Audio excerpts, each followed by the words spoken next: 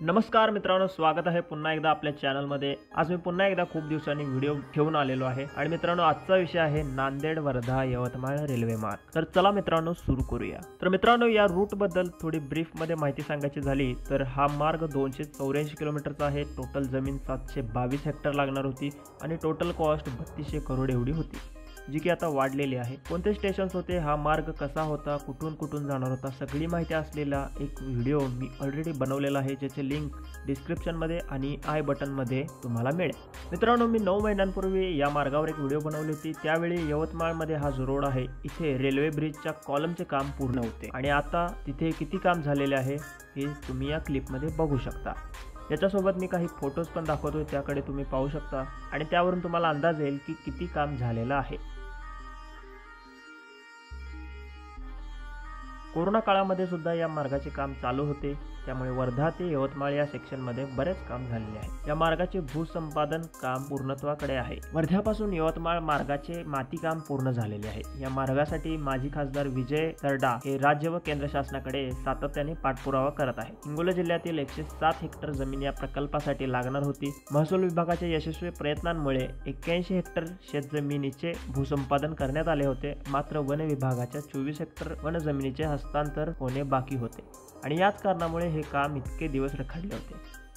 हिंगोली जिल्ह्यातील वारंगा फाटा परिसरातून जाणाऱ्या या रेल्वे मार्गासाठी 1811 शेतजमीन आणि 119 हेक्टर वन जमिनीची आवश्यकता होती। आतापर्यंत 1455 हेक्टर शेतजमीन व 19 हेक्टर वन जमीन प्राप्त झालेली आहे। उर्वरित 356 हेक्टर शेतजमीन आणि 100 हेक्टर वन जमिनीचे संपादन बाकी होते, जी की आता पूर्णत्वाकडे आहे।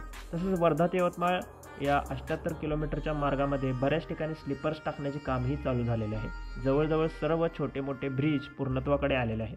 एकूणच वर्धा ते यवतमाळ मार्ग लवकरच पूर्ण होणार असल्याचे दिसून येत आहे आणि नांदेड ते यवतमाळमध्ये कामाचा वेग अत्यंत स्लो होता, परंतु त्याला पण आता वेग आल्याचे दिसून येत आहे। कारण नांदेड ते यवतमाळमध्ये साखरा गाव आणि डिग्रस या गावांच्या जवळ लेवलिंग अर्थवर्किंगचे काम चालू झालेले आहे।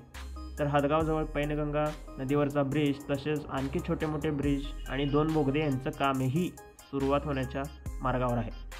गेल्या मार्चपर्यंत या प्रकल्पावर 1486 कोटी रुपये खर्च झाले आहेत। तर चालू आर्थिक वर्ष 2021-22 मध्ये 347 कोटींचा निधी देण्यात आला आहे। केंद्राचे 60% व राज्य सरकारचे 40% या भागीदारीतून या प्रकल्पाची उभारणी होणार आहे। तर मित्रांनो जर ओव्हरऑल कन्क्लुजन बघायचं झाल्यास असं दिसत आहे की वर्धा ते यवतमाळ हे काम येत्या 1-2 वर्षात पूर्ण होईल आणि कदाचित रेल्वे पण धावेल या मार्गावरून। पण नांदेड ते यवतमाळ या मार्गाला अजून थोडा उशीर होणार आहे। मित्रांनो जर तुमच्या कोणाकडे या मार्गाबद्दल काही अपडेट किंवा व्हिडिओ फोटो असतील तर तुम्ही आपल्या चॅनलद्वारे आणखी लोकांपर्यंत पोहोचवू शकता। आपल्या चॅनलशी कॉन्टॅक्ट करायचं असेल तर डिस्क्रिप्शनमध्ये मी ईमेल ID आणि इंस्टाग्राम ID पण देत आहे, तिथून तुम्ही माझ्याशी कॉन्टॅक्ट करू शकता। आणखी काही सजेशन्स जर तुम्हाला द्यावं वाटत असतील तर तुम्ही कमेंटमध्ये नक्की सांगा। तर मित्रांनो आजच्या व्हिडिओमध्ये मी इथेच थांबतो, भेटूया अशाच एका नवीन व्हिडिओमध्ये। तोपर्यंतसाठी जय हिंद, जय महाराष्ट्र।